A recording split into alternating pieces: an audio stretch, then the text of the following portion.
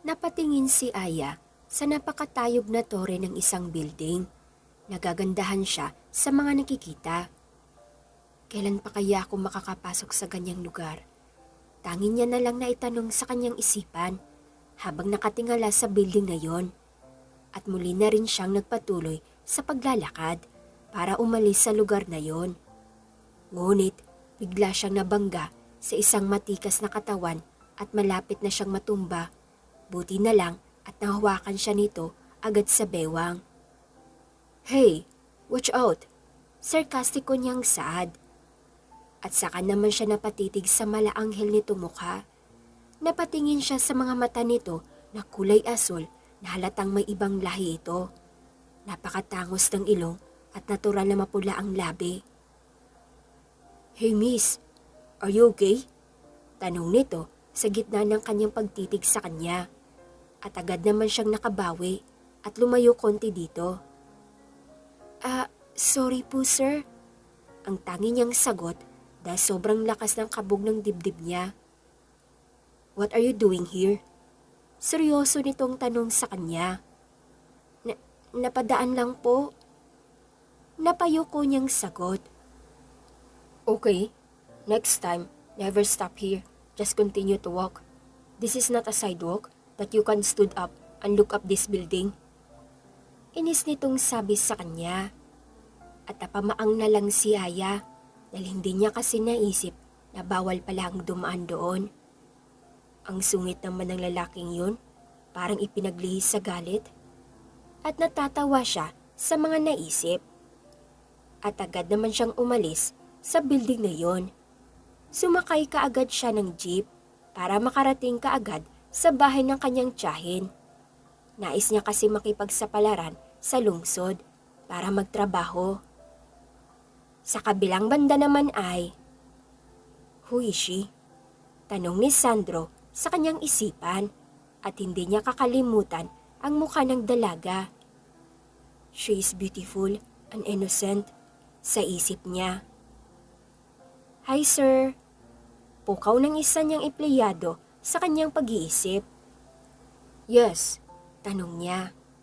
"Sir, this is the business proposal from Villa Martins Company." Saad ng babae. "Okay, just put it there." Ang tangi niyang sagot. "Okay sir." At agad naman inilatag ng empleyado sa mesa ang dala. At agad na rin itong umalis. Tinignan niya yung mga papel na ibinigay sa kanya at pinag-aralan niya ito. Maya-maya pa ay tumunog ang cellphone niya at tinignan kung sinong tumatawag. At nakita niyang si Daniela ang tumatawag at agad niya namang sinagot ito. "Babe, are you free tonight?" Malambing na tanong ng nasa kabilang linya. "No, why?" Malamig niyang tanong. "Babe, I want to see you na. I want to say sorry for everything that I have done." Malambing niyang saad sa boyfriend. "Sorry Daniela, I am so busy." Saad niya. Babe, wait." At agad na niya itong ibinaba ang linya. At unti-unti na namang bumabalik sa kanyang alaala ang lahat. "Babe?" Tawag niya sa girlfriend dahil nakauwi na siya galing sa isang business trip. At nagtataka siya kung bakit walang sumasagot. Bukas naman ang pinto at mukhang may tao naman dahil naka-open pa ang TV sa sala. Agad siyang umakyat sa hagdan at doon na nga niya nakita ang pagtataksil ng nobya dahil may kasama siyang ibang lalaki sa loob ng kwartong iyon. Kaya hindi niya mapapatawad si Daniela sa ginawa nito dahil labis ang sakit na nararamdaman niya dahil sa ginawa nitong pagtataksil sa kanya ng fiancé. Ikakasal na sana sila at siya na sana ang babaeng pinili niyang makasama habang buhay. Ngunit ito yung ginawa niya. Hindi niya matanggap na niloloko lang pala siya ng magiging asawa. Kaya kahit kailan, ayaw nang balikan pa ni Sandro ang lahat. Pero hindi rin titigil si Daniela sa paghingi niya ng tawad sa kanya. Gagawin ni Daniela ang lahat para bumalik lang siya dito. Sa kabilang banda naman, nakarating na si Aya sa bahay ng kanyang tiyahin at agad naman siyang sinalubong nito. "Oh, iha, andyan ka na pala," saad ng tiyahin niya. "Opo, tita," sagot niya naman. At sabay silang pumasok sa loob ng bahay. Simple lang ang buhay ng tiyahin. Nagtatrabaho ito sa isang factory na paggawaan ng mga damit at ang tiyuhin niya naman ay isang taxi driver. May 2 silang anak, ngunit pareho-pareho na silang may mga pamilya. "Iha, kamusta na ang inay mo?" tanong niya. "Okay lang po siya, tita. Ayun, laging pumupunta sa bukid para magtanim ng palay kasama ang kapatid ko. Kaya ko nga po naisipang lumuwas para po magbakas sakali na makakita ng magandang trabaho dito para matulungan ko sina inay at ang kapatid ko." Mahaba niyang paliwanag sa kanyang tiyahin. Kapatid ito ng kanyang ina, kaya masyadong magaan ang loob niya dito at mabait rin ito sa kanya simula pa noong bata pa siya. "Oo nga, iha. Mabuti at naisipan mong lumuwas para matulungan ko rin kayo dahil nag-alala na rin ako sa kalusugan ni Amila." Pag-alala niya sa kanyang ina. "Opo, tita. Kaya po, pagsikapan kong makakita ng magandang trabaho para po sa kanila." Masaya niyang saad. "Hayaan mo at ako mismo ang maghahanap ng pwede mong pasukan," sagot niya naman. Maraming salamat po, tita." At saka siya yumakap dito. "Oo, anak." At saka nito hinaplos ang buhok niya.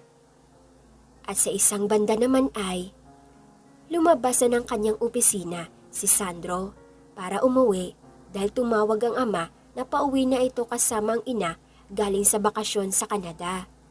Pagsakay niya sa elevator, biglang nag-ring ang cellphone niya na nasa bulsa niya. Agad niya naman itong sinagot. "Hello?" sagot niya. "Sandro, where are you now?" tanong ng ina sa kabilang linya. "Mom, I'm on my way." Maikli niyang sagot sa ina. "Okay, we will wait you here."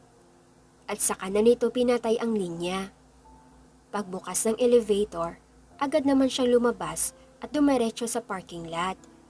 Pagdakay inilabas niya ang kanyang susi at saka pinindot ang maliit na buttons para mabuksan kaagad ang kotse. At agad naman siyang sumakay at pinaharurot ang kotse palabas ng parking lot. Maya-maya pa, binaybaybay na niya ang daan pa uwi. Napapatingin siya sa labas ng sasakyan at napapailing dahil sa mga nakikita niyang kabataan na nagyoyosi sa tabi ng kalye at mukhang nag-e-enjoy pa sila sa kanilang ginagawa. Why are they wasting their time to do bad things? What's wrong with our generation now? Sa isip niya. At ibinaling niya ulit ang paningin sa dinadaanan niya at ipinaharurot ang sasakyan para makarating kaagad sa kanilang bahay. Makalipas ang ilang sandali, agad naman siyang nakarating sa bahay nila. Agad namang bumukas ang napakalaking gate sa harap niya. Sa kanya dahang-dahang ipinasok ang kotse sa may parking area. Dire-diretso lang siya sa paglalakad na animoy walang pakialam sa mga nadadaan ng kasambahay na bumabati sa kanya. "Senyorito, naghihintay na po ang daddy mo sa may dining area kasama ang mami mo at si Daniela." Mabilis na saad ni Aling Sylvia. At napahinto naman ang binata sa narinig at humarap ito sa kanya. "What? Who's here?" Maangan niyang tanong. At napatuptop na lang sa kanyang bibig ang ali. At hindi hinintay pa ang binata na magsalita pa ang matanda. At agad na siyang umalis at pumunta sa kinaroroonan ng ama at ina. Pagdating niya sa dining area, nakita niya ang ina at ama na masayang nakikipagkwentuhan sa dalagang nakaupo sa tabi ng kanyang ina.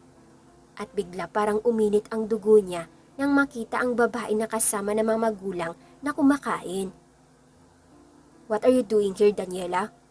Galit niyang sita sa babae. at napalingon naman ito sa gawin niya. At agad na tumayo para halikan siya. Ngunit umiwas ang binata sa naisa ng gawin ng dalaga. "Stop it, Daniela!"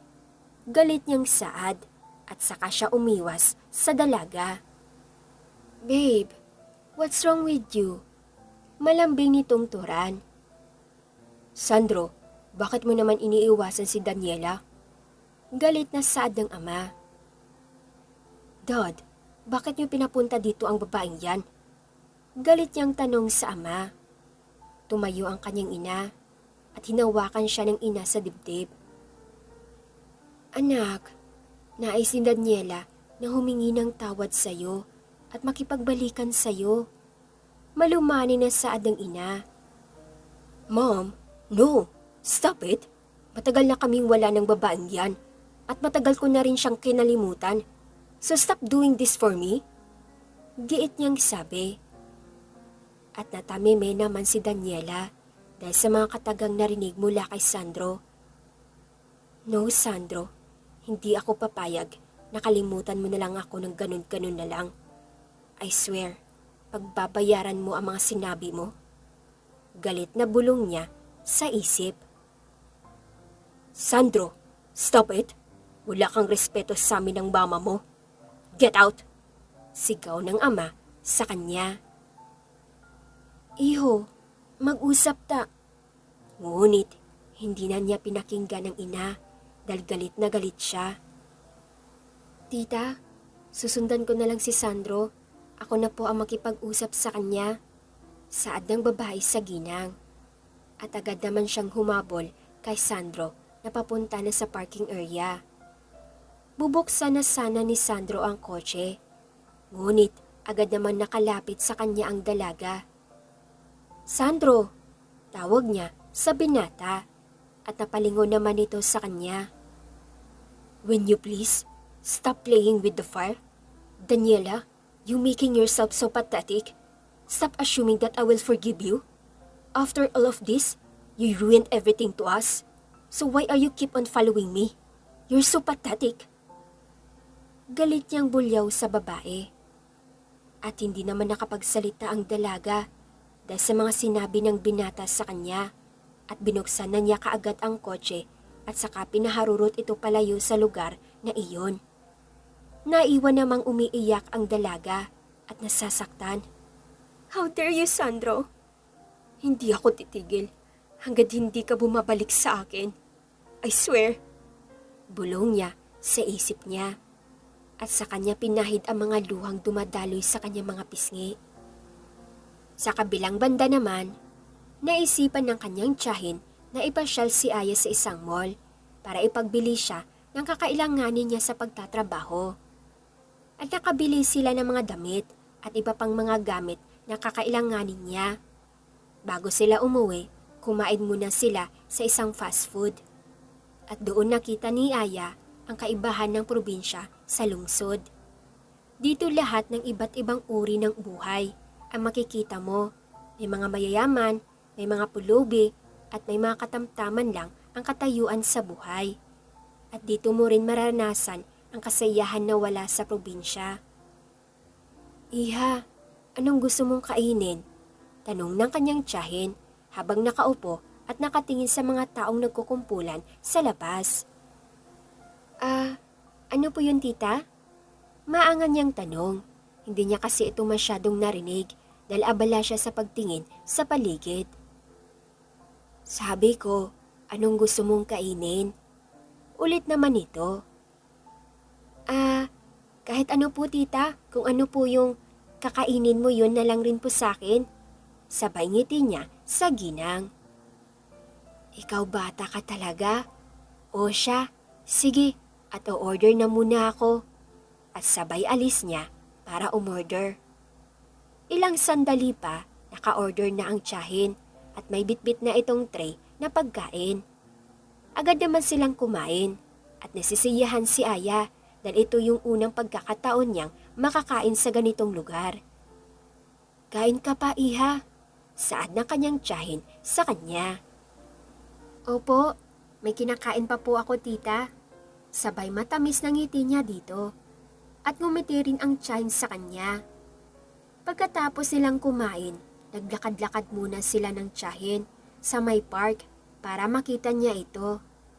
Marami siyang nakikita mga babae at lalaki, nag-uusap at naghahawakan ng kamay at para mga mag-asawa sa tingin mo dahil sa sobrang dikit nila.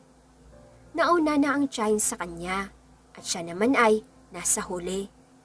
Nauna nang tumawid ang tiyahin sa kabilang daanan at naiwan naman siyang natataranta dahil nauna na ang tiyahin sa kanya. Nang naglakad siya sa gitna ng daan, nabundol siya ng isang kotse na waring hindi siya napansin nito. At agad namang huminto ang sasakyan nang makitang nakabundol siya at agad niyang tinignan ang babaeng nabundol na nakahiga sa may gitna ng daanan. Nilapitan niya ito at kinarga ito papunta sa kanyang kotse para madala agad sa paggamutan.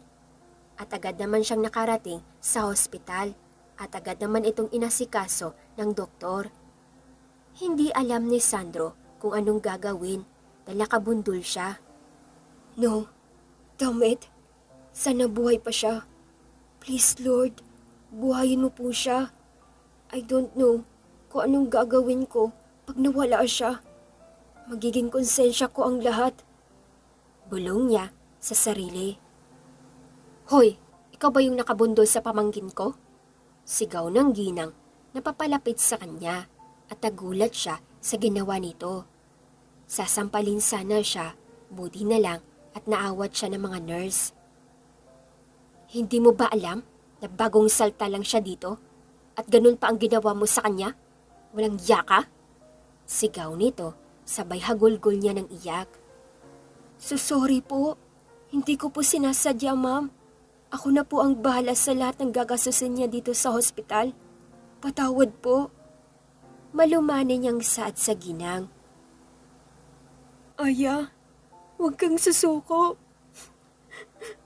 Kailangan ka pa ng ina mo. Tura ng ginang, sabay hagulgol niya ng iyak. Sorry po talaga.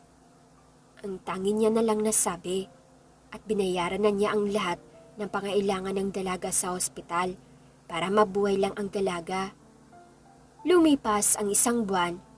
Unti-unting iminulat ni Aya ang mga mata at nagtaka siya nang makitang puro puti ang nakikita sa paligid. Inikot niya ang paningin sa kabuuan ng kwarto at nagtaka siya kung naasan siya. Maya-maya pa, may mga lumapit sa kinaroroonan niya, mga nakaputi at nakasuot ng mask. Nasa langit na ba ako? Tanong niya sa kanyang isipan. Dok, gising na siya. Saad ng isang babaeng nakagaw ng puti at may face mask. Okay, check the vital signs. Saad naman ang tinawag nitong doktor. Maya-maya pa, may isang lalaking pumasok at hindi niya maaninag kung sino ito dahil naka-face mask rin ito, naka-white gown rin ito na ang sa loob niya ay kulay asul na damit sa tingin niya, hindi ito doktor o nurse dahil nakatayo lang ito sa tabi at nakatingin sa kanya. Sino siya? Siya na ba ang kukuha sa akin? Sa isip-isip niya. Lumapit ang tinawag nilang doktor sa lalaking nakatayo at kinausap ito. Maya-maya pa ay nagsilabasan ang mga nurse at doktor sa kwarto at naiwan ang lalaking kanina pa nakatitig sa kanya. Hi, are you okay? Malumani nitong tanong sa kanya. Tumango lang siya dahil hindi siya makapagsalita dahil may kung anong nakalagay sa kanyang ilong at bibig. Don't worry, your aunt is coming here later. At saka ito tumitig sa kanya. At biglang lumakas ang kabog ng dibdib niya nang makita ang kulay asul niya mga mata. Maybe, if you are totally fine, you will be out of here soon. Saad nito. Maya-maya pa, dumating na ang kanyang tiyahin. Aya, kamusta na ang pakiramdam mo, iha? Nag-alala nitong tanong sa kanya. Tumingin lang siya sa kanyang tiyahin at tumango. Excuse me, ma'am. I have to go and take care of her. I will be back. Malumani nitong saad. Sige, iho. Ako na ang bahala dito. Sabi naman ng kanyang tiyahin sa lalaking estranghero. At saka na niya binuksan ang pinto at lumabas at nakatingin lang si Aya sa lalaking naglakad palayo. Sa kabilang banda naman, pumasok na muna si Sandro sa kanyang kumpanya. Pagpasok niya sa opisina niya, nagtaka siya kung bakit nakabukas ito. At pumasok na siya sa loob, nakita niyang may babang nakaupo sa katapat na upuan niya. Lumingon nito sa gawin niya at matamis na ngumiti. "Hi babe, nasurprise ba kita?" Malambing nitong saad. At bigla namang kumunot ang noo ni Sandro sa babaeng nakangiti sa kanya. "What are you doing here, Daniela?" Inis niyang tanong sa babae. "Hey, calm down Sandro. Pumunta ako dito para sa isang business offer." Natatawa nitong saad. Hindi siya sumagot at agad naman itong umupo at tinignan ang mga papel na nakapatong sa kanyang desk. "My dad wants to offer some business partnership." Patuloy nito. "Daniela, stop being pathetic because I don't want to accept your offer." Dire-diretsahang saad niya sa dalaga. "Why? My dads want to share his holder in your company." Saad niya ulit. "No, if you are doing this for playing with me, it is a big no." Saad niya habang matiim na nakatitig sa babae. "No, I'm not playing with you, Sandro. I'm just being..." At hindi na niya naituloy ang sasabihin dahil pinutol agad ni Sandro ang mga sasabihin niya pa sana. Tumayo ito at binuksan ang pinto. "Daniela, get out of here." Galit niyang turan at walang nagawa ang dalaga dahil pinalabas na siya nito. Agad naman siyang lumabas na padabog at walang pakialam si Sandro sa inasal ng babae. Isinara niya kaagad ang pinto at saka na siya umupo ulit. Maya-maya pa ay nag-ring ang cellphone niya sa may bulsa. "Hello?" Sagot niya sa tumatawag. "Sandro, iho, you need to go home. Your dad is having hypertension." Nagagaralgal na saad ng ina sa kabilang linya. "What? Okay ma'am, just calm down. Everything will be fine." At saka na niya ibinaba ang linya niya. At agad naman siyang umalis at pumunta sa parking area. At agad na binuksan ang sasakyan at pinaharurot ang kotse palayo. Lumipas ang ilang minuto.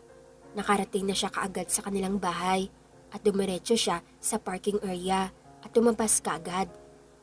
Mabilis siyang pumasok sa kanilang malapalasyong bahay at agad na umakyat sa hagdan patungo sa kwarto ng kanyang mga magulang.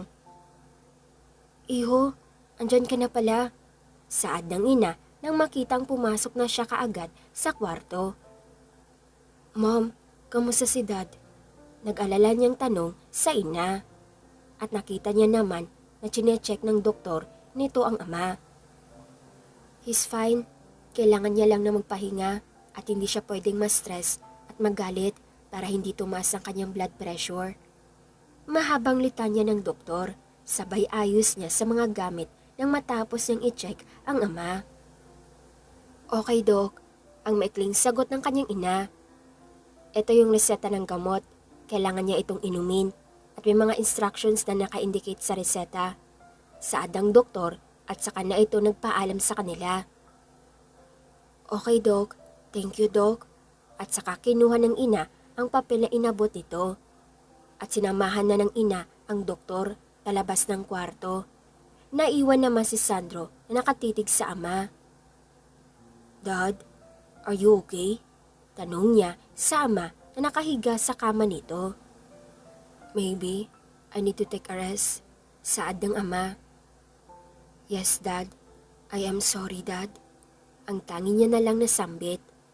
At tumango lang ang ama na wari ay ayaw muna makipag-usap. "Dad, I have to go. I will be back here later." Sabi niya at saka na siya muna lumabas sa kwarto. Lumabas na siya at kinausap ang ina. "Mom, what's going on here?" Tanong niya sa ina. "Son, your dad is sick. He needs some rest. Paliwanag ng ina. Okay, ma'am. Just call me later kung okay na si dad. I have to go. Marami pa akong gagawin sa opisina, ma. Malumanin niyang saad sa ina. Okay, son. Ikaw rin. Huwag ka masyadong magpapagod. Just take a rest too, okay? Pag-alala ng ina sa kanya. Yes, ma'am. Saka siya humalik sa pisngi ng ina sabay alis. Sa kabilang banda naman, inilipat na si Aya sa isang private room dahil inalis na ang mga nakakabit na aparato sa kanyang katawan dahil madali naman siyang nakarecover. Nasa isang kwarto na sila at kasama ang tiyahin niya. Nakakausap na siya nito ng maayos. Iha, kamusta na ang pakiramdam mo? Tanong ng kanyang tiyahin sa kanya. Tita, okay na po ako. Ano po ba ang nangyari? Bakit ako nasa lugar na to? Inosente niyang tanong sa kanya. Nabundol ka kasi, Iha, nung ipinasyal kita sa mall. Hindi mo kasi nakita may paparating na sasakyan sa daanan, kaya nabundol ka. Mahabang paliwanag ng tiyahin. Ganun po ba, tita? Hindi ko kasi masyadong maalala yung nangyari. Sino po ba ang nakabundol sa akin? Maang niyang tanong sa kanyang tiyahin. Siya yung nagbayad ng lahat dito sa ospital, Iha. Siya yung nakabundol sa'yo. Paliwanag nito. Ha? Ganun po ba? Saan na po siya? Takang tanong niya naman. Papanhik yun dito mamaya para tignan kung okay ka na ba. Sagot ng tiyahin. Napaisip naman siya. Siya kayo yung lalaking may kulay asul na mata? Bulong niya sa kanyang isip. O siya, Iha. Magpahinga ka muna, okay? Aalis muna ako at babalik lang ako mamaya. Tango lang ang tangi niyang sagot at agad naman itong lumapas. Maya-maya pa, nagtaka siya na may kumatok mula sa labas ng pinto. Napatingin siya sa gawing pinto. Bumalik kaya si tita? Tanong niya sa kanyang isipan.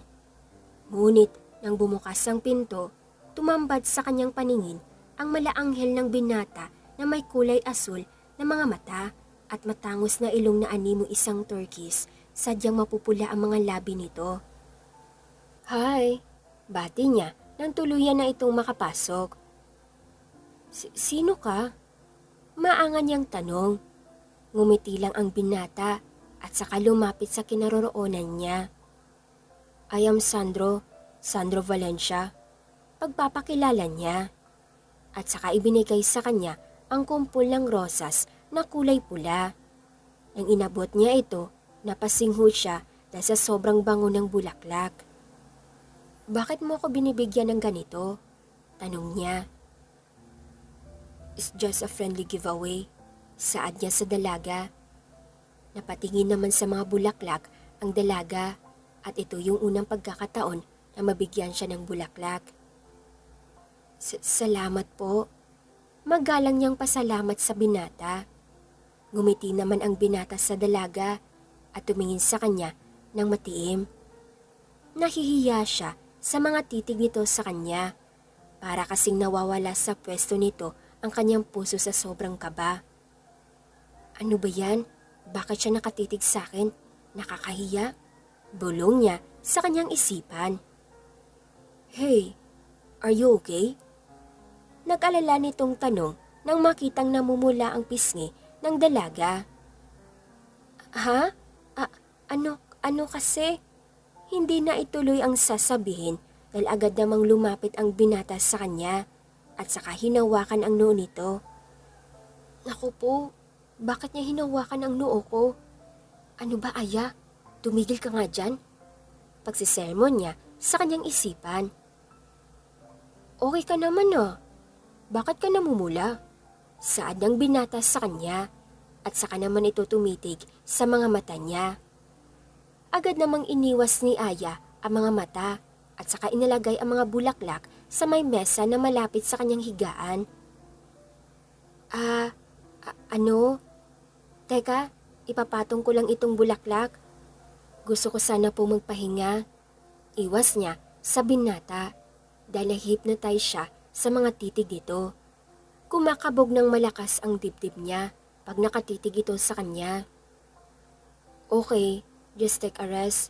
Pagdating ng tita mo, saka na ako aalis, sabi niya. At saka ito umupo sa may upuang nasa tabi ng kama niya. Aya? Aya rights? Malumanay niyang tanong. Napatingin naman ang dalaga dito at saka tumango. Aya, I'm so sorry sa nangyari. I never meant to do this to you. I was driving at that time at hindi ko namalayang tumawid ka. Pagsisimula niya. Nakikinig lang si Aya sa mga sasabihin niya. Galing ako sa bahay namin at naiinis ako sa taong kinaiinisan ko sa araw na yon. Kaya pinaharurot ko ang sasakyan at hindi ko namalayang may tumawid pala. Kaya huli na ako magdahan-dahan nang masagi ka na ng kotse ko. Mahaba niyang paliwanag sa dalaga. Ganun ba? Bagong luwas lang kasi ako dito sa lugar niyo para makipagsapalaran dito dahil nais ko matulungan ang magulang ko para makaahon kami sa kahirapan. Ngunit ganito lang pala ang mangyayari sa akin. Mahaba niyang sagot sa binata. Nakaramdam ng guilt ang binata dahil sa mga sinabi ng dalaga. Napatingin siya sa magandang mukha ng dalaga na kahit walang kolorete ang mukha ay napakaganda pa rin ito. Aya, don't worry. Para makabayad ako sa lahat na nagawa ko, ako na ang magpapasok sa iyo sa trabaho.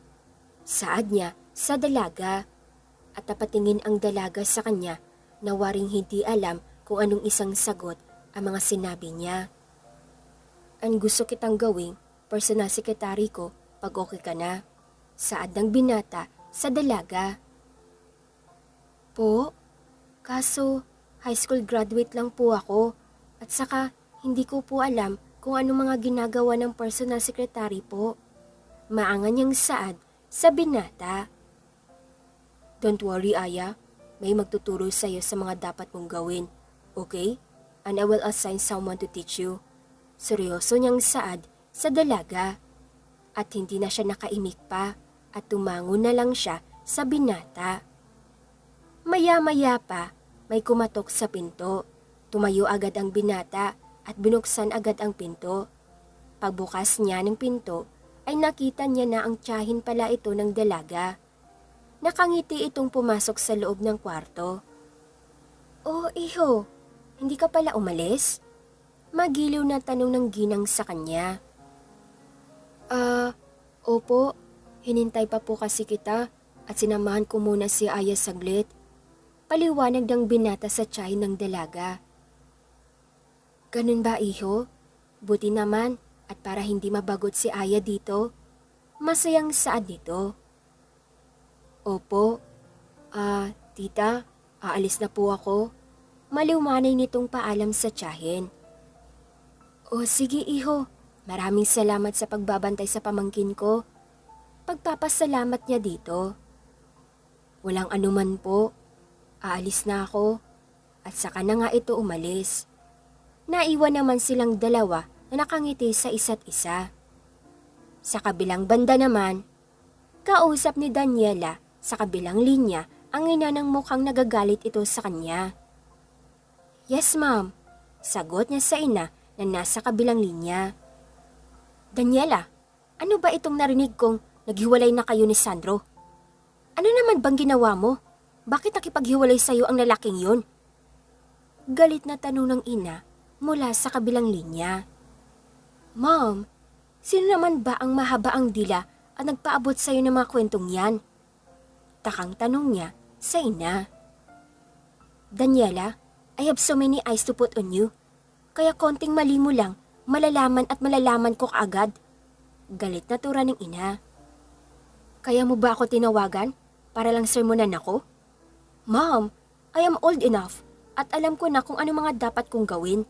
Kaya hindi mo na kailangan pa na pagsabihan ako o bantayan ako sa lahat ng galaw ko. Inis niyang sagot sa ina. Abat, sumasagot ka pa? Hindi mo ba alam kung gaano kalaking kahihiyan ang binigay mo sa pamilya natin? Tapos ayaw mo nang pinagsasabihan ka? Galit na saad ng ina mula sa kabilang linya. Ma'am, I was drunk at that time na may nangyari sa amin ni Denver. Paliwanag niya. Yes, kaya yan ang napala mo sa kakasama sa mga kaibigan mong magaling sa mga kalokohan. Galit na tura ng ina sa kanya. Ma'am, I have to go. I will call you later.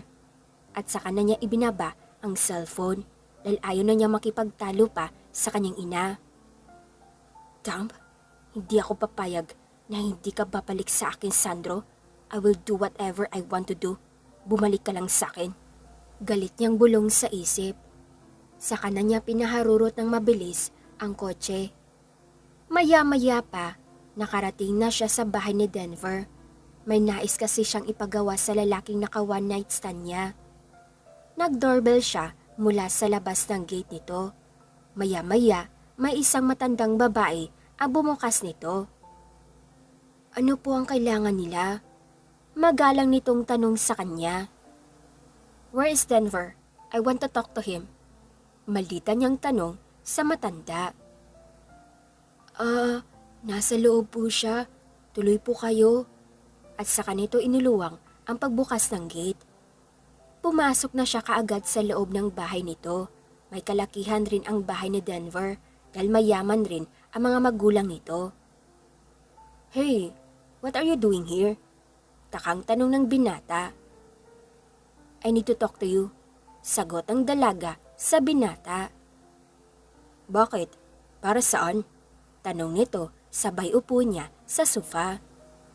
Gusto kong gumawa ka ng paraan para mapatawad ako ni Sandro. I want to win his back. Pagsusumamo niyang saad sa binata. No, Daniela. Alam mo namang galit siya sa akin, right? Pagtatanggi niya sa nais ng dalaga. Please, Denver. I need your help.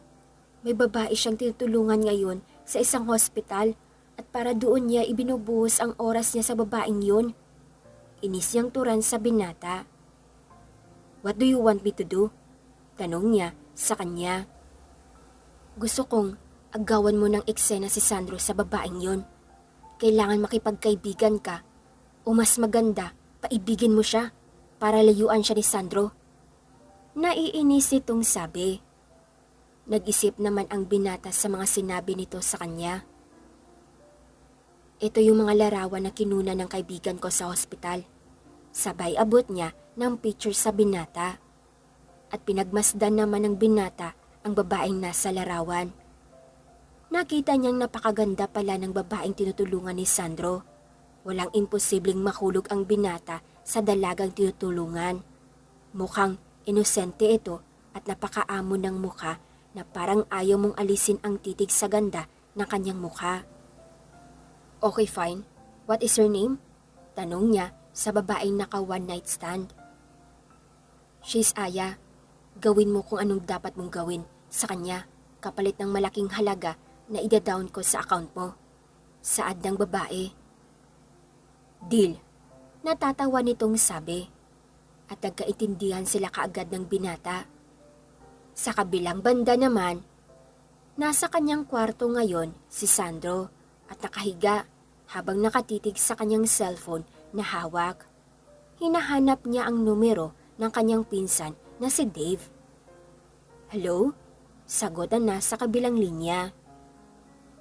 Dave, this is Sandro. Sagot niya naman sa pinsan. Oh, Sandro. What's up, cousin? Long time no call. What's going on? Masiglang tanong ng pinsan nang marinig ang boses niya.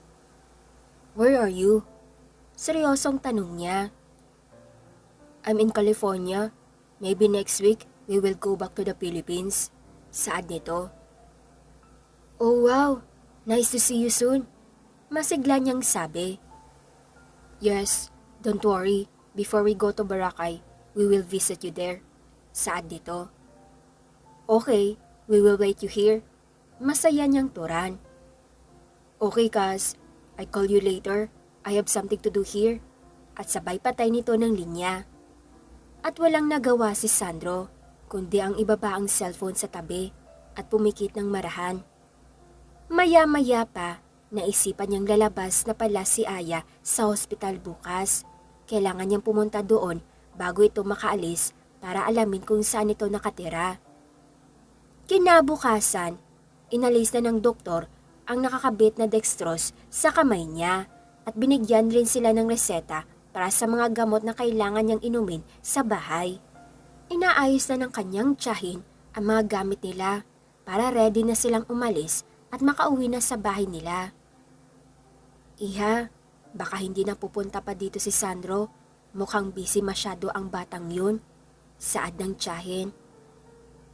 Kaya nga po tita, baka busy po siya. Teka po, magbibihis na muna po ako. Pagpapaalam niya sa tiyahin. At nakapagbihis na siya kaagad at lumabas na rin sila kaagad ng hospital. Naghintay muna sila ng pwede nilang masakyan nang may biglang lumapit na lalaki sa kinaroroonan nila. Hi! Bati ng binata na nakasuot ng simpleng t-shirt ng black na pinaresan ng aesthetic na short. Naka-sunglasses rin ito na bumagay naman sa mukha nito dahil gwapo rin naman siya. Sino ka? Maangan na tanong ng dalaga. I'm Denver. Uuwi na ba kayo?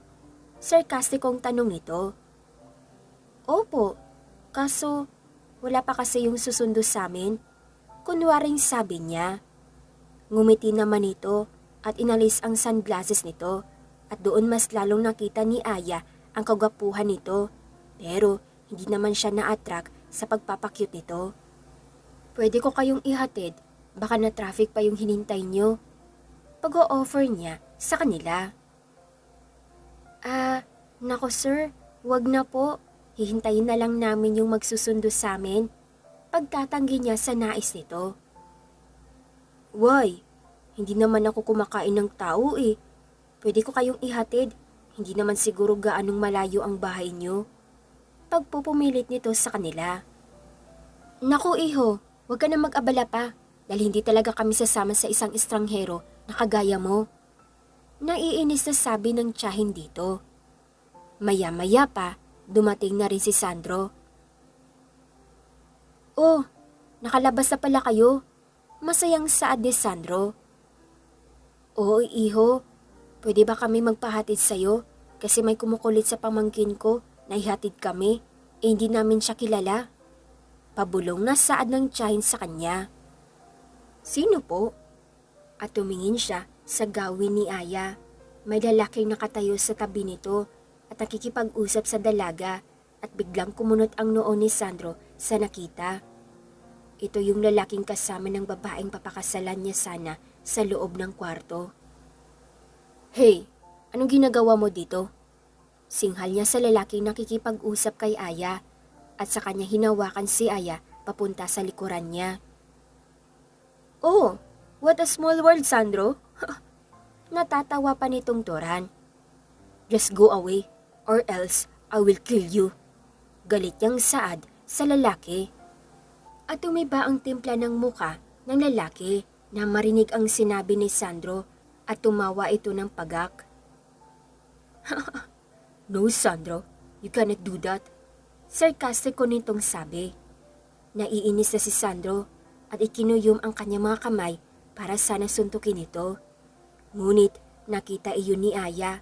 Agad niya itong inawat. Sandro, wag! Pigil niya sa braso nito. Hayaan mo na siya. Umalis na po kayo. Pag-aaya niya dito para umiwas sa gulo. Pasalamat ka, Denver. Magkikita pa tayo. Marining saan niya. Saka na sila umalis sa lugar na iyon. At hinatid na niya ang magtiyahin. At naiwan naman si Denver na nagtatagis ang mga panga niya sa galit. Dumb, magkikita pa talaga tayo, Sandro. Maghintay ka lang at makikita mo. Aagawin ko sa iyo ang babae mo. Natatawa niyang bulong sa isip at saka na siya sumakay sa kotse nito at mabilis na umalis. Lumipas ang isang oras ay nakarating na sila Sandro sa bahay ng magtiyahin. Maraming salamat sa iyo, iho, at hinatid mo pa kami. Pagpapasalamat ng tiyahin sa kanya. Walang anuman po, tita. Karangalan ko po ang maihatid kayo para na rin sa kaligtasan nyo. Mahaba nitong sabi. Mag-iingat ka sa pagmamaneho mo, Sir Sandro. Pagpapaalala ng dalaga sa binata. Oo, Aya. Sabihin mo na lang pag magaling ka na para makapagsimula ka na sa training mo. Saad niya sa kanya. Opo, maikli niyang sagot. Okay, so I have to go. Just take care of yourself here. Saad niya at saka na niya sumakay sa kotse at pinaandar ang makina ng sasakyan. Mag-iingat ka, iho. Pag-alala ng tiyahin.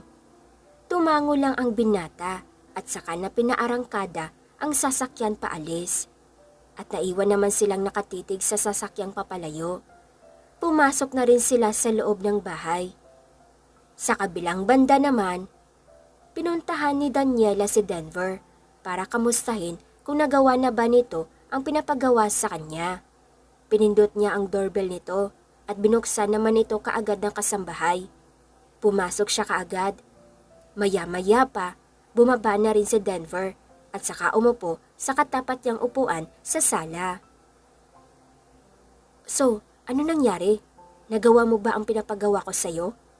Maldita niyang tanong sa binata. Yes, pero ganun pala kahirap makuha ang babaeng yun. Mukhang mahihirapan ako. Pailing-iling niyang sabi.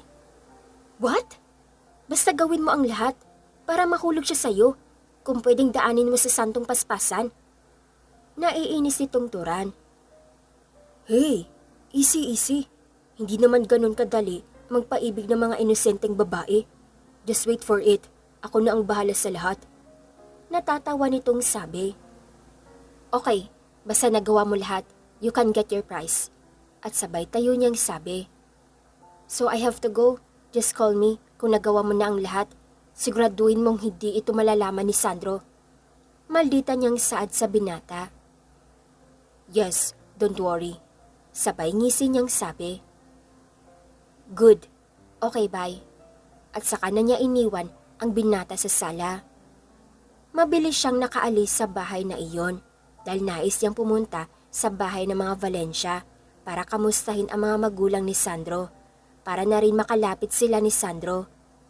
Ipinarada niya ang sasakyan sa parking area ng mga Valencia at saka lumabas sa kanyang kotse. Nasa may sala na siya nang makita ang ina ni Sandro. Hi tita, how are you? Mahinhin niyang bati sa ginang. I'm fine, Daniela. Why are you here? Sabay ngiting tanong nito. Kinukumusta ko lang po kayo, tita. How's tito? Okay na po ba siya? Maarte niyang tanong. He's doing fine. Magilo niyang sagot. Tita, where is Sandro? Sabay lingalingan niya. Nasa kanyang kwarto. Tatawagin ko muna siya para makapag-usap kayo. Saad ng ina ng binata. No, tita. Ako na lang po ang pumunta sa kwarto niya. Sabay tayo niya. Okay, maikli niyang sagot. At umalis na kaagad ang dalaga para pumanhik sa kwarto ng binata. Pagkarating niya sa tapat ng pinto, agad naman siyang kumatok dito. Maya-maya pa, bumukas ang pinto. Mom, please stop knocking at my... At hindi niya maituloy ang sasabihin nang makita ang dalaga na nakatayo sa harap niya. Hi! Maarte niyang bati dito. What the hell are you doing here? Galit niyang tanong. Hey, are not you happy that I am here to surprise you? Malambing niyang saad. Daniela, stop being... Hindi niya ituloy ang sasabihin nang bigla siyang hinalikan ng dalaga.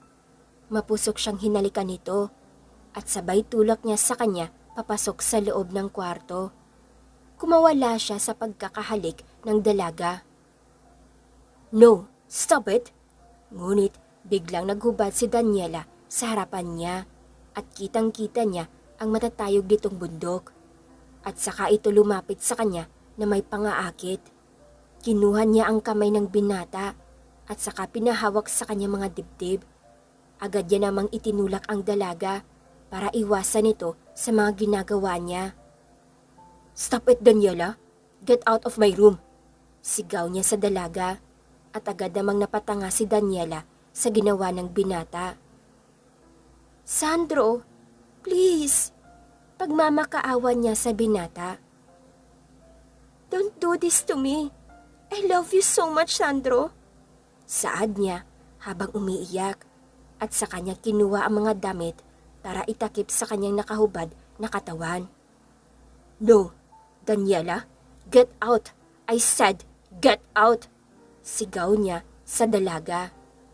At wala ngang nagawa ang dalaga kung hindi ang umiyak at lumabas. "Dump, what are you doing, Daniela? Tapos na tayo," sa isip niya. Nakasakay na si Daniela sa kanyang kotse at hindi mapigilan ang mga luhang kumakawala sa kanyang mga mata. "Sandro, pagbabayaran mo ang lahat ng sakit na ibinigay mo sa akin. I swear, pagsisihan mo ang lahat." Pabulong niyang sumpa. Umuwi na siya sa kanyang apartment at doon ay uminom siya ng alak para maibsan ang sakit na nararamdaman. Sa kabilang banda naman, inaayos niya ang sarili dahil ito yung unang araw na makakapasok siya sa isang trabaho. "Iha, kumain ka na muna bago ka umalis." Saad ng tiyahin na makababa na siya. "Opo, tita," sagot niya naman. At saka siya umupo sa may katapat na upuan ng tiyahin at sabay na silang kumain. Pagkatapos niyang kumain, agad na rin siyang nagpaalam sa kanyang tiyahin. Papasok na siya sa isang entrance ng building at saka siya napalinga-linga sa paligid. Namangha siya sa ganda ng nakikita sa loob ng building ng kanyang pinasukan. "Good morning, ma'am. What can I do for you?" Tanong ng front clerk. Nandito po ba si Sir Sandro, ma'am?" Malumanay niyang tanong sa babae at biglang umiba ang ekspresyon ng mukha nito sa narinig at tumingin nito sa kanya mula ulo hanggang paa. "Sino po sila at ano pong kailangan mo kay Sir Sandro?" Tanong nito na nakataas pa ang kabilang kilay. Kinuha niya po kasi ako para magtrabaho dito po sa kumpanya niya." Sagot niya sabay ngiti kahit alam niyang parang iba ang trato nito sa kanya. "Bakit? Ano po ba ang qualification mo para po makapasok sa kumpanya?" Mariing tanong ng babae na halatang nagsusungit sa kanya. "Po?" Hindi niya naituloy ang sasabihin na may biglang magsalita sa likuran niya. "Excuse me, where is Sandro?" Walang ano-anong tanong ng babaeng nakasuot ng pulang dress na halos luwan na ang kaluluwa niya. Saka binagayan niya ito ng itim na sandal na sa tansya niya ay nasa 5 inch ang taas ng takong nito kaya sobrang tangkad niya tignan. At biglang nataranta ang babae sa pagsagot dito na mukhang takot na takot sa paautoridad na boses ng babae. "Nasa kanyang opisina po, ma'am. Kaso po, ayaw magpaistorbo dahil may hinihintay po siyang bisita niya ngayon sa opisina niya." Animoy basang sisiw na sagot niya. "And I don't care. I want to talk to him." Pasigaw nitong sagot. Sabay tingin niya sa gawin ni Aya na bahagyang nakatayo lamang sa tapat niya. "Hey, what are you doing here?" Mataray niyang tanong sa kanya at nagulat si Aya sa mataray na tanong ng babae sa kanya. Hindi niya nga ito kilala. Ba't mukhang kilala siya nito? "Ha?" Mahinahon niyang sagot sa babae. "You, anong ginawa ng isang hampas lupang katulad mo dito?" Pagpapahiya nito sa kanya sa harap ng mga taong nakatitig sa kanila. "Po? Sino ka po ba?" Maangan niyang tanong sa babae. "Well, fiancé ako ni Sandro." Mataray nitong sagot. "Ano? Wala namang binabanggit sa akin si Sir Sandro na may magiging asawa na siya." Bulong niya sa kanyang isipan. "Daniela!" Tawag ng maautoridad na boses na nagmumula sa kanilang likuran. Napalingon sila sa galit na tumawag sa pangalan ng babae.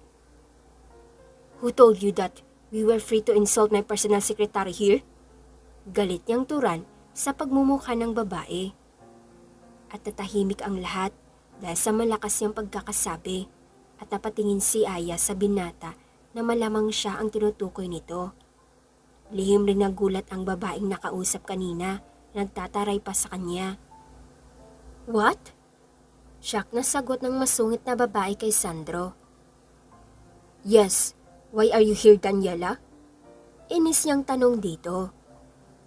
Sandro, please, let's have a talk. May mahalaga akong sasabihin sa'yo.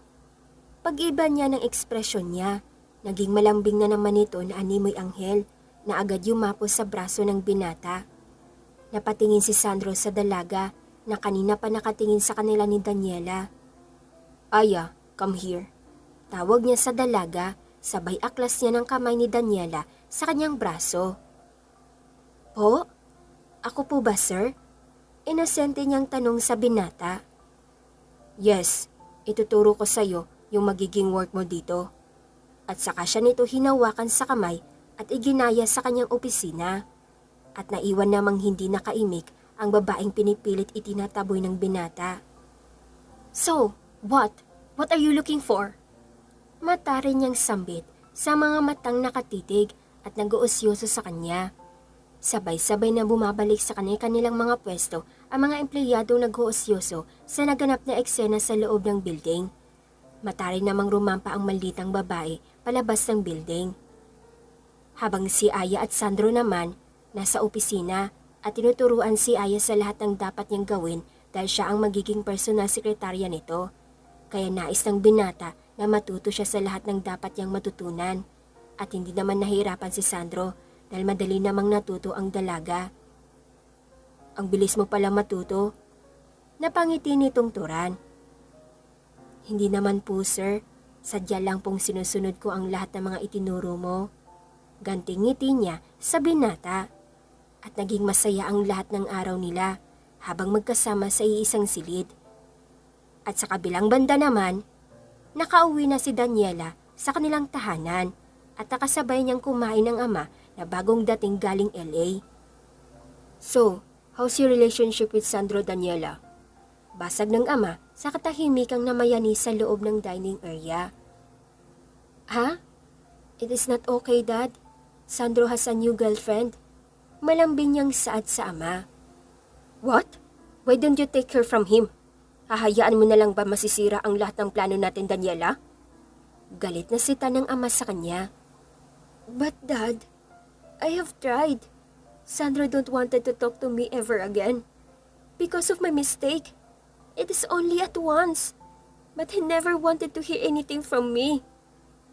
Naiiyak niyang sumbong sa ama. No, I want to talk his families and make some arrangements to them. Galit na giit ng ama. At lihim na nagagalak ang kanyang puso sa tinura ng ama. Nais niyang mabawi ang lalaking iniibig sa babaeng nais kumuha nito. Just prepared for tomorrow. We will go to Sandro's house. Walang ano-anong tura nito. At sabay tayo nito sa kinaupuan para umalis at iwang kumakain ng anak sa hapagkainan. Dahil labis ang puot na darama sa nangyaring kabiguan ng anak sa lalaking mahal. Mukhang hanggang dito na lang ang pag-iiwas mo sa akin, Sandro. Dahil makakasama kita hanggang kamatayan. Natatawang wika ng isipan ni Daniela at sabay tingin niya sa kawalan. Sa kabilang banda naman, tahimik lang sa kanyang ginagawa si Aya habang isinasaulo ang lahat ng turo ng magiging boss sa kanyang trabaho. Hi, basag ng paritonong boses na nagmumula sa kanyang likuran. Sir, ikaw po pala. Sabay tayo nito. Yes, maupo ka lang. Just continue what you're doing. Saad ng binata. Okay po. At nahihiyang umupo siya sa kanyang upuan. Umupo na rin ang binata sa kanyang pwesto at tinignan ang mga papeles na nakabalandras sa kanyang mesa. Just feel comfortable here. Saad nito habang nakatingin sa mga papel. Opo, sir. Malumanay niyang sagot. Maya-maya pa, tumunog ang cellphone niya at agad niya itong kinuha sa kanyang bulsa at nang makita kung sinong tumatawag ay agad niya itong sinagot. Hello, Dad? Mahinang bigkas niya. Sandro, pumunta ka dito sa bahay bukas dahil may mahalaga tayong pag-uusapan kasama ang pamilya ni Daniela. Sagot ang nasa kabilang linya. What? Takang tanong ng binata sa ama. We will wait you here tomorrow. Maautoridad na saad ng ama. Sabay patay nito ng cellphone at hindi na hinintay ng ama na sumagot siya dahil alam nitong hindi niya mapapatawad ang dalaga. Dumb. Naikling sambit niya. No, alam kong may binabalak na namang hindi maganda si Daniela. Hindi ito maaari. Tangi niyang bulong sa kanyang isipan, sabay tingin sa dalagang nakaupo sa di kalayuan sa kanyang kinaroroonan. Sir, natapos ko na po ang pinapagawa mo sa akin. Basag nito sa kanyang katahimikan. Really? Let me see.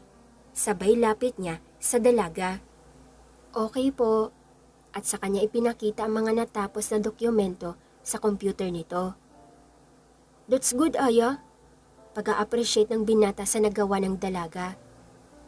Thank you, sir. Masaya niyang pasasalamat at sabay pinungiti. Aya, ihatid na kita mamaya. Pag-o-offer niya sa dalaga.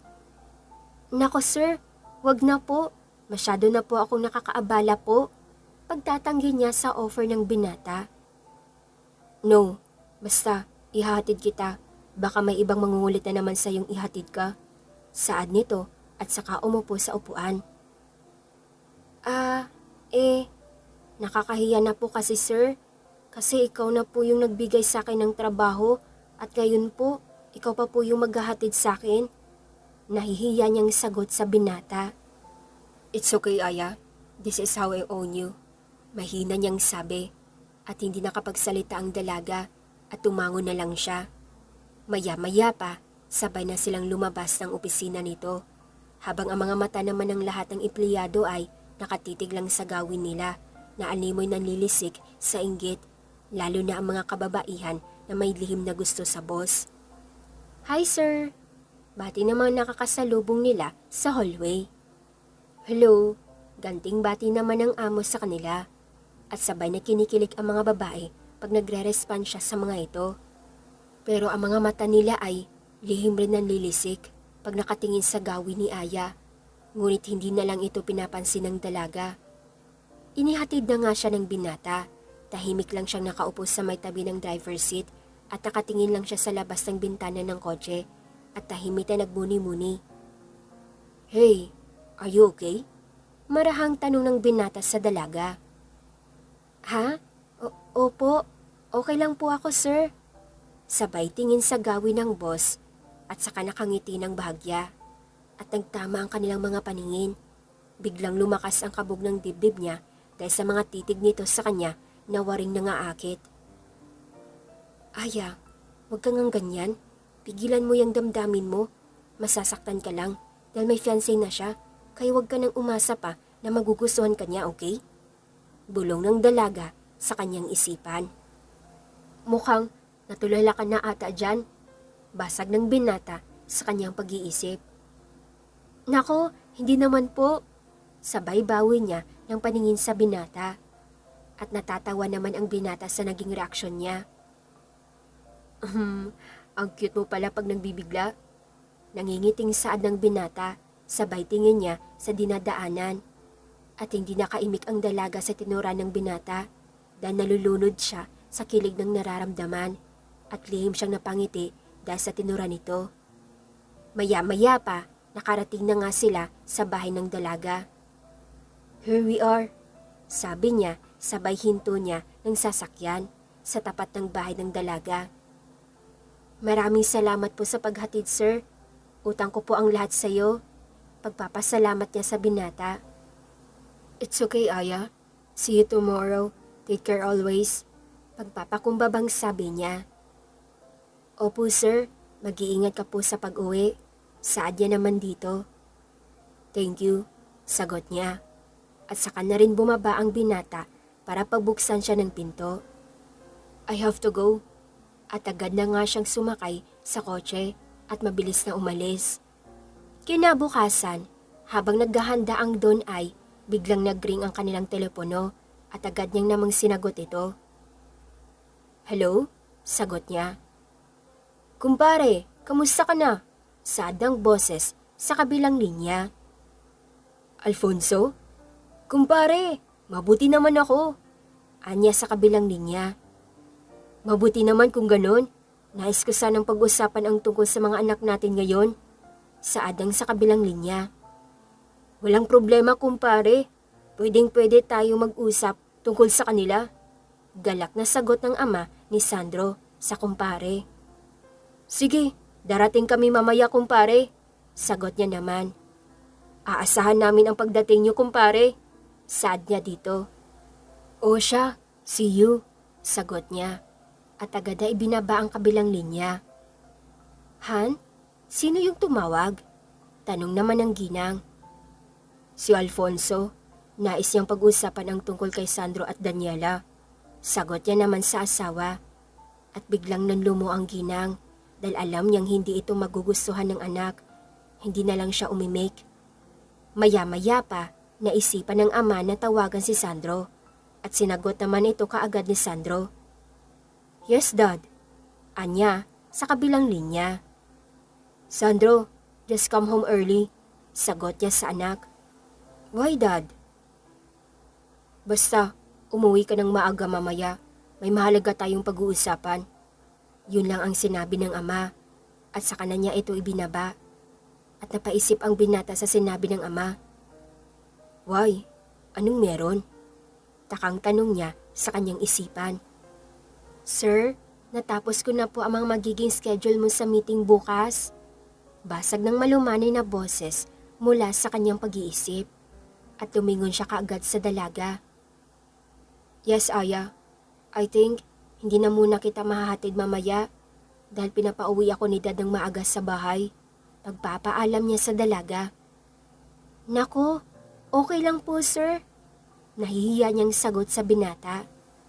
But tomorrow, ihahatid kita okay? Saad niya. Sir, wag na po. Marami naman pong pampasaherong jeep na pwede kong masakyan. Sagot niya dito. No, basta ihahatid kita bukas, okay? Giit ng binata. At hindi na lang umimik ang dalaga dahil alam niyang hindi ito papayag na hindi siya nito sundin. Kaya tumango na lang siya sabay pinungiti. Maya-maya pa, nagpaalam na muna siyang pumunta sa comfort room. Habang nakaupo siya sa wall, nakarinig siya ng mga boses ng babaeng nag-uusap na mukhang siya pa ang pinag-uusapan nila. Sunir ng babaeng pinili ni boss na magiging sekretarya niya? Mukhang wala pang pinag-aralan. Saad ng isang babae na naka-assign sa front desk. Yes nga, ano bang nakita ni sir sa babaeng yun? Ang tsaka-tsaka niya nga eh. Naarting saad ng babae sa kasama. Wala pa namang taste sa pananamit? Ang tsaka? At saka sila nagtatawanan. Nananatili lang nakikinig ang dalaga sa mga sinasabi ng mga ito tungkol sa kanya. Do I look pretty? Siguro naman mapapansin na ako ni boss nito. Maarting tanong nito sa kasama. Yes, of course, Besh. You're so pretty kumpara sa mukhang impacta na yun. At sabay namang nagtatawanan ang mga ito na akala mo kung ang gaganda nila. Ngunit, hindi nagpatinag ang dalaga sa mga pangiinsulto nila sa kanya. Nananatili lang siyang kalmado at tahimik na nakikinig sa mga sinasabi ng mga ito. So, let's go? Pag-aaya ng isa sa babaeng nagsasalita. Okay. At sabay nang lumabas ang dalawa. Nang marinig niyang sumara na ang pinto, agad na rin siyang lumabas at dumiretso ng tingin sa salamin. Nakatitig lang sa babaeng simpleng nakatayo at unti-unting dumadaloy ang mga luha sa kanyang mga mata. Oo nga, napakatsaka ko nga kasi hindi ako marunong mag-ayos sa sarili ko. Pero wala akong pakialam sa mga sinasabi nila. Alam ko maganda ako kahit hindi ako mag-ayos. This is the real meaning of being me. Bulong niya sa sarili. At saka na siya lumabas ng comfort room. Papasok na si Sandro sa pinto nang marinig ang mga boses na nagtatawanan sa loob ng bahay. Napatigil siya sa harap ng pinto at hindi muna siya agad pumasok dahil mukhang nahuhulaan na niya kung anong mga kaganapan sa loob ng bahay. No, sigaw ng utak niya nang marinig ang boses ng ama ni Daniela na magilo na nakikipag-usap sa ama. Kaya agad siyang pumasok at napatingin naman sa gawin niya ang mga ito. "Oh iho, andyan ka na pala." Masayang bungad ng ama sa kanya. Wala siyang imik, ngunit tumango lang siya sa ama. Nakita niya si Daniela sa sobrang lawak ng ngiti nito nang makitang naiirita siya. "Son, come here at saluhan mo na kami dahil may mahalaga tayong pag-uusapan ngayon." Seryosong saad ng ama. At saka naman siyang lumapit nang walang ekspresyon ang mukha at umupo siya sa tabi ng ina. "Hi, how are you son?" Tanong ng ama ni Daniela sa kanya. "I'm okay." Maikling sagot niya sabay kuha niya ng mga kubyerto sa mesa at nagsimula siyang kumuha ng pagkain. Ngunit wala pa ring ekspresyon ang kanyang mukha. "Babe, hey, are you okay?" Kunwaring tanong ng malditang dalaga. Tumingin siya dito na walang ekspresyon ang mga mata. "I'm fine." Maikling sagot niya dito at saka agad na ibinaling ang paningin sa kanyang mga plato at nagpatuloy na kumain. "Kumpare, I know this is the right time para pag-usapan natin ang tungkol sa magiging kasal ng dalawa." Paninimula ng ama habang kumakain siya at bigla siyang natigilan sa sinabi ng ama at ibinaba ang mga kubyertos sa tabi ng kanyang plato at nawalan siya agad ng gana sa narinig. "What?" Takang tanong niya sa ama. "Yes, Sandro, magpapakasal kayo ni Daniela sa ayaw at sa gusto mo." Maautoridad na saad ng ama. "No, Dad. You know what she did to me. Bakit mo ipinipilit na makasal sa babaeng yan?" Galit niyang sagot sa ama. "Shut up, Sandro. Kailangan niyo makasal dahil buntis si Daniela." Sigaw ng ama sa binata. "What? How come, Daniela? We never did it right? At bakit ka mabubuntis? And that's not true, Dad." Giit ang binata. "Stop it, Sandro. I am pregnant. And this is your baby. Simula nung naghiwalay tayo, nagdadalang tao na ako, Sandro. And this is your child. Pagkakait mo ba sa kanya ang isang masayang pamilya na kasama ang kanyang ama?" Kunwaring saad ng malditang dalaga. "Daniela, stop it." Galit niyang saad sa dalaga. "No, you stop, Sandro. Binuntis mo ang anak ko. Tapos ngayon, magde-deny kang hindi mo anak ang dinadala ni Daniela?" Galit na tura ng ama ng dalaga. At hindi nakapagsalita ang binata dahil litong-lito siya sa mga sinasabi ng mga kaharap niya. Agad siyang tumayo at iniwan ang mga ito. "Sandro, where are you going?" Sigaw ng ama nito. "Sandro, anak!" Naiiyak na tawag ng kanyang ina dahil ramdam niya ang nararamdaman ng anak. Tumingin lang siya sa ina na durog ang pagkatao at saka na siya nagpatuloy sa pag-alis. Pinaharurot niya ang kanyang kotse paalis sa lugar na yon at naghanap siya ng bar na pwede niyang inuman. Umorder kaagad siya ng mainom at sunod-sunod na tinungga ang mga ito para magpakalasing at makalimutan ang lahat ng mga nangyari sa kanilang bahay. "Lasing ka na ata, sir. Tama na po yan," saad ang bartender sa kanya. "No, I want more." Galit niyang sigaw sa bartender. "Sir, baka hindi ka na makakapagmaneho niyan dahil lasing ka na." Concern na saad nito. "I don't care. Just give me more drinks." Giit niya. Ngunit hindi na siya binigyan ng bartender. Instead ay inihatid niya na lang ito. Naghanap ang bartender na pwede niyang tawagan na kabag-anak para malaman kung saan ito pwedeng ihatid. At sumakto naman ang tinawagan niya ay si Aya. "Hello, Mom?" Tawag niya dito. At nagtataka man ang dalaga sa kabilang linya ay agad naman siyang sumagot. "Po? Bakit po, sir?" Takang tanong niya dito. "Ma'am, saan po ang bahay niyo?" Tanong ng bartender habang inaalayan ang lalaking lasing papunta sa kotse nito. Ha? Bakit po sir? Ano pong kailangan nila? Maangan niyang tanong. Si Mr. Sandro po kasi lasing at hindi ko po alam kung saan ko siya ihahatid. Tanong nito. At napaisip ang dalaga dahil kahit siya hindi niya alam kung saan ang bahay nito. Naku, hindi ko rin po alam sir kung saan ang bahay nila. Maangan niyang sagot sa kabilang linya.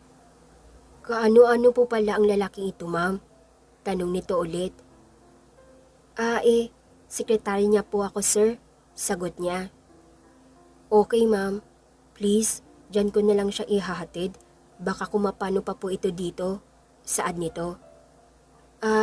Sige po, iti-text ko na lang ang address. Sagot niya.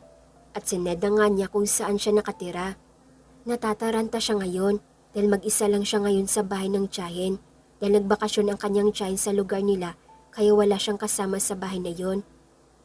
Bahala na, mabait naman si sir. Bulong niya sa kanyang isipan. Maya-maya pa, may narinig siyang kumakatok sa kanyang pintuan at agad niya namang binuksan ito. At tumambad sa kanya ang lalaking lasing na lasing at inaalalayan ng lalaking kausap kanina lang. Ma'am, saan ko po ba siya pwedeng ihiga? Tanong niya. Doon na lang sa kwarto ng tiyahin ko. At saka na nga siya inalalayan paakyat sa kwarto ng tiyahin. At iniga na nga siya ng binata sa kwartong yon. At saka na ito nagmamadaling umalis. At naiwan namang nakatitig lang ang dalaga sa lalaking nakahiga sa higaan ng tiyahin. Kahit na parang nag-aalangan siyang alisin ang mga sapatos nito ay nagawa niya pa ring alisin. At saka siya napatitig sa maamo nitong mukha at lumalakas ang kabog ng dibdib niya habang nakatitig sa binata. Matapos siyang tumingin dito ay kinuha niya ang kumot at akmang kukumutin na niya sana ito, ngunit bigla siya nitong hinawakan sa kanyang mga kamay. Aya, please, dito ka lang. Mahinang sambit niya sa kanya at napaigtad siya sa ginawa ng binata. Sir, wag po, tangi niyang sagot at agad siyang hinila ng gwapong boss at natumba siya sa dibdib nito. Akmang aalis sana siya, ngunit ihiniga siya ng binata sa higaan at pumaibabaw ito sa kanya. Sir, wag po, alis na po ako. Mahinang sabi niya na animoy nahihipnotize siya sa ginagawa ng binata. No, dito ka lang Aya. Alam mo bang may gusto ako sa'yo? Walang ano-anong sabi niya sa dalaga at natulala ang dalaga sa mga sinasabi nito. Bigla siyang hinalikan ng binata at nagbigla siya sa ginawa nito. Itinulak niya ito, ngunit sadyang mas malakas ito kaysa sa kanya. Kaya wala na siyang nagawa kundi ang namnamin ang unang halik ng kanyang natikman. Kinabukasan, naalimpungatan ang binata at napatingin sa katabi habang nakayakap ang mga braso nito sa kanya. Nagulat ang binata nang makitang si Aya pala ang katabi at pilit na inaalala ang lahat. Bumalik na nga sa kanyang alaala ang lahat na nangyari at nagawa niya ang bagay na yun sa dalaga. Oh no, Sandro, what have you done? Tarantang bulong niya sa isip. Napatingin siya sa pulang mansya sa puting kumot. What? Aya, I'm so sorry. Bakit ko ginawa yun? Inis niyang bulong sa isip. At unti-unting idinilat ng dalaga ang mga mata at tumambad sa kanya ang mukha ng gwapong boss. Nananaginip ba ako? Bakit may anghel sa harapan ko? Inosente niyang turan. Aya, I'm sorry. Ang tangi niyang nasambit. Ha? Naku, totoo nga. Hindi pwede ito, sir. At napatingin siya sa kanyang sarili. At napahagulgol siya nang ma-realize ang lahat na nangyari. Hindi. Bakit ko binigay ang pinaka-iniingatan ko? Saad niya. Aya, I'm so sorry. But don't worry. Pananagutan ko ang nangyari sa atin. Saka siya nito niyakap. Sir, hindi pwede. Di ba ikakasal ka na? Ang tanga-tanga ko. Bakit ako nadala sa damdamin ko? Naiiyak niyang turan. No, walang kasal na magaganap, Aya. Dahil ikaw yung babaeng pipiliin kong makasama. Saad nito. Hindi nakaimik ang dalaga dahil nababalot na siya ng takot at kaba sa maaring mangyari sa kanya. Sa kabilang banda naman, galit na galit ang ama ni Daniela dahil sa inasal ni Sandro sa araw ng pag-uusapan ang tungkol sa kasal. Dump, bakit ganun ang naging reaksyon ni Sandro, Daniela? Bakit parang ayaw niya sa batang dinadala mo? Galit na tanong ng ama sa anak. Dad, calm down. Maayos ko rin ang sa amin ni Sandro. Masyado lang siyang naging stress sa trabaho niya dahil may babaeng umaagaw ng atensyon niya. Sa tingin ko, gusto lang nitong makabingwit ng mayaman. Inis na saad na masungit na dalaga. And who's that girl? Siya ba ang sumisira ng pag-iisip ni Sandro? Galit na tanong ng ama sa dalaga. She's Aya, Sandro's personal secretary. Inis niyang banggit sa dalaga. Then, alisin natin siya sa landas niyo ni Sandro para matuloy ang kasal niyo. Saad ng ama. Well, don't worry, Dad. Uutusan ko si Denver na kunin niya ang babaeng yon at dalhin niya sa masukal na gubat at doon na niya ito didispatsahin. Anya sa ama. Gawin mo para wala na tayong magiging problema sa pag-uusap nating muli tungkol sa kasal niyo. Saad ng ama. Yes, Dad. Sabay alis niya para tawagan si Denver para ipagawa sa kanya ang balak nilang mag-ama. Sa kabilang banda naman, magkasamang pumunta ng opisina sina Sandro at Aya dahil nais ng binata na ipakita sa lahat na siya ang babaeng gusto niya. Habang naglalakad sila sa hallway, dahan-dahang hinawakan ng binata ang kamay ng dalaga. Napapidlag ang dalaga sa ginagawa ng boyfriend. Nahihiyaman siya, ngunit wala siyang magawa dahil sakop ng kamay ng binata ang kamay niya. Marami mga matang nakatingin sa kanila at waray nagtataka dahil sa ginawang paghawak sa kamay niya ng binata. Just keep on walking, Aya. Don't mind them. Ang tangi na lang sinabi ng binata dahil ramdam niyang natetense ang dalaga. Okay po. Halos pabulong niyang sagot. Nasa tapat na sila ng opisina at binuksan kaagad ng binata ito. Nakapasok na sila nang biglang mag-ring ang phone ni Sandro. Nakita niyang ang ama ang tumatawag. Sandro, tawag sa kabilang linya. Yes, Dad, sagot niya. I want to talk to you. Galit na saad nito. Yes, Dad, at sabay baba niya ng linya.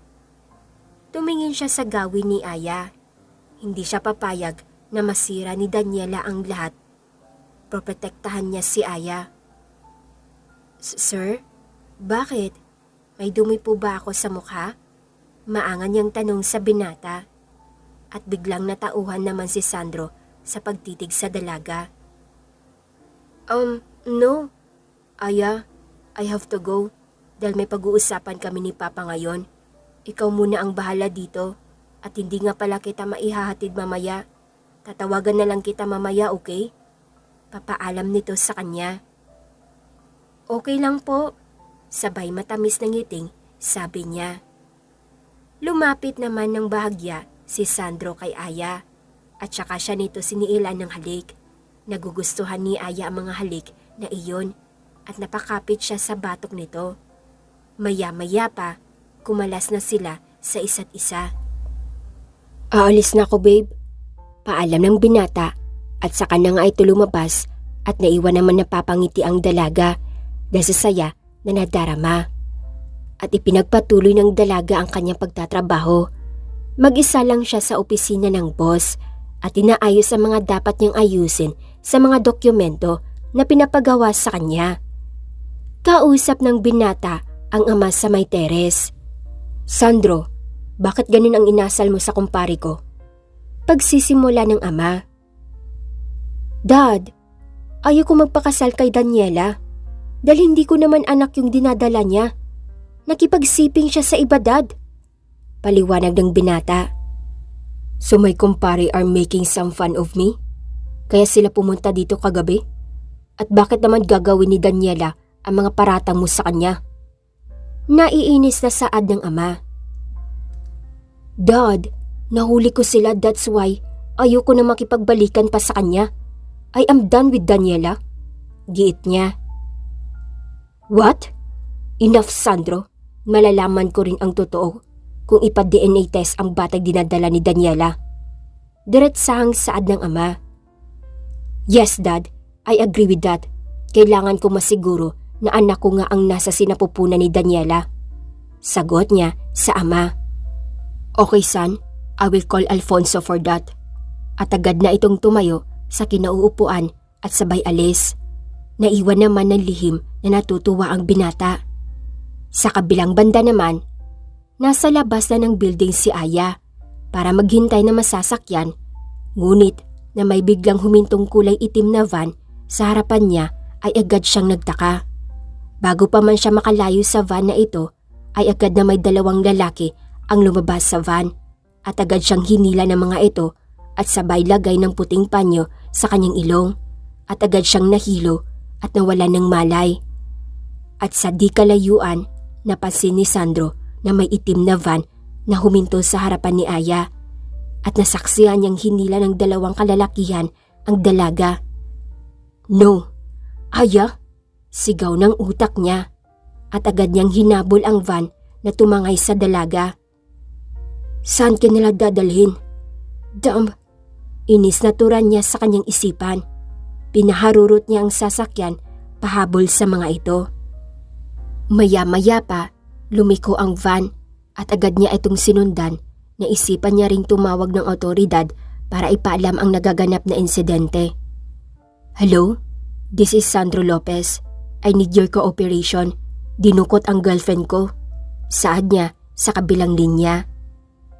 Okay sir, saan po papunta ang dumukot sa girlfriend mo at anong klaseng sasakyan?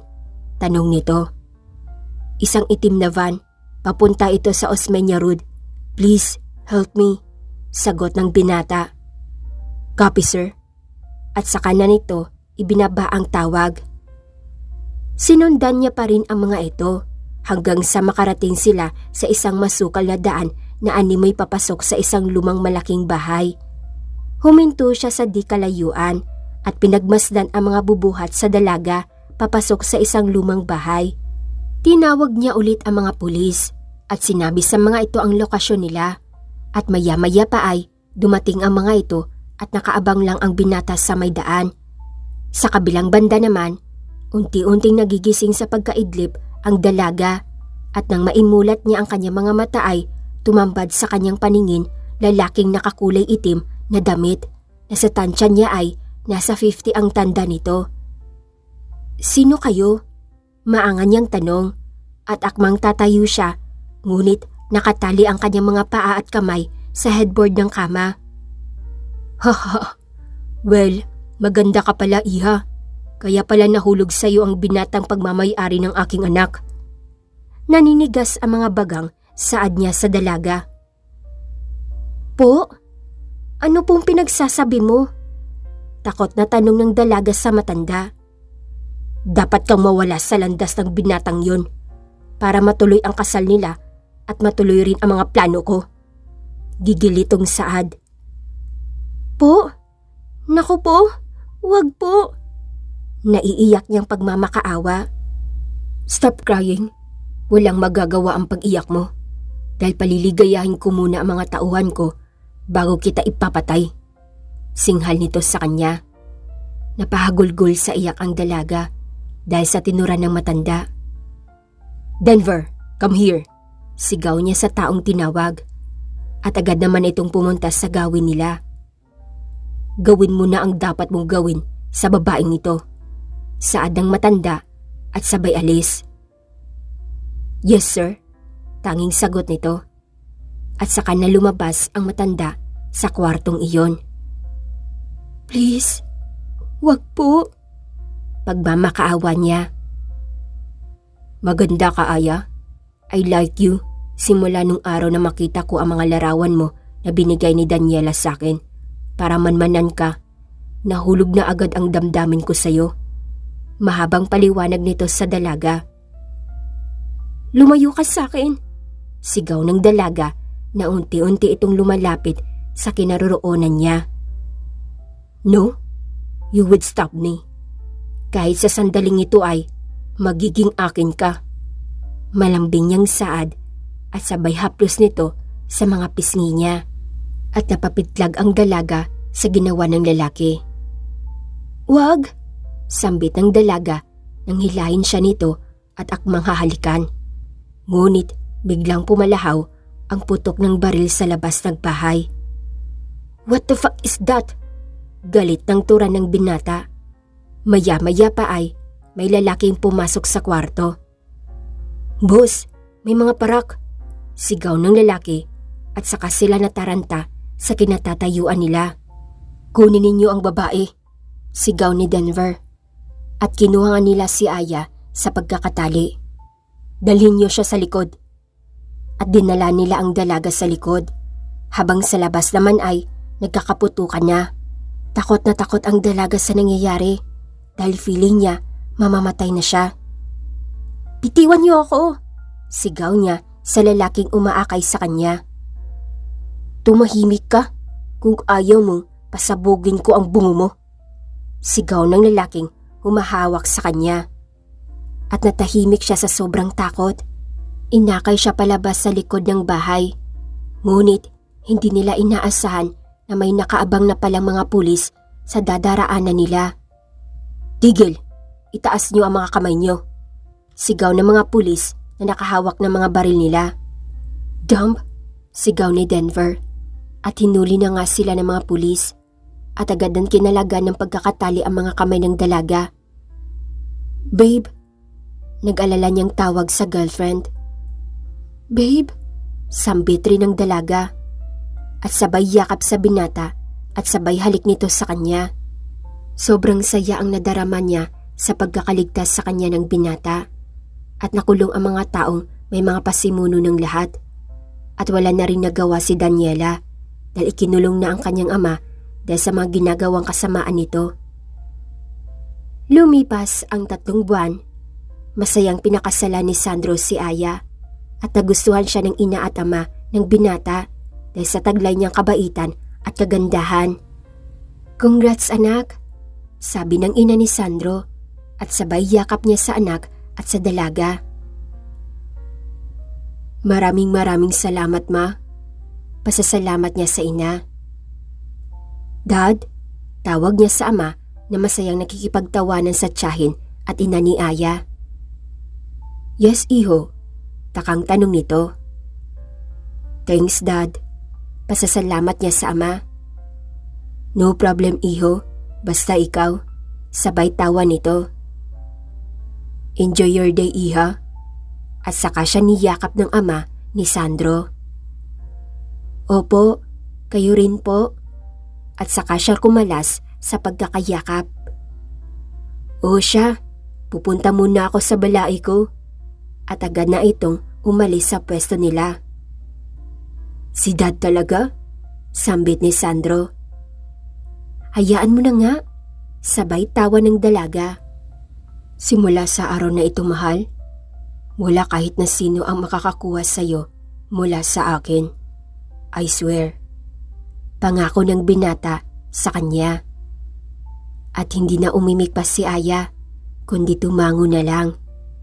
Hinalikan siya kaagad ni Sandro at niyakap ng sobrang higpit na animoy wala ng bukas. Naging maganda ang takbo ng buhay nila at nagkaroon sila ng mga supling. At si Daniela naman ay hindi na nanggulo at umalis na lang siya ng bansa papuntang state sa kanyang ina. At para magbagong buhay at ang mahanap niya na rin ang taong tatanggap sa kanya. Hanggang dito na lang nagtatapos ang kanilang kwentong pag-ibig ni Sandro at Aya. Maraming salamat mga katwini sa pagsubaybay sa kanilang kwento. Sana'y marami kayong natutunan sa kanilang dalawa. Muli, maraming salamat mga katwini sa pagtangkilik ng mga videos ko.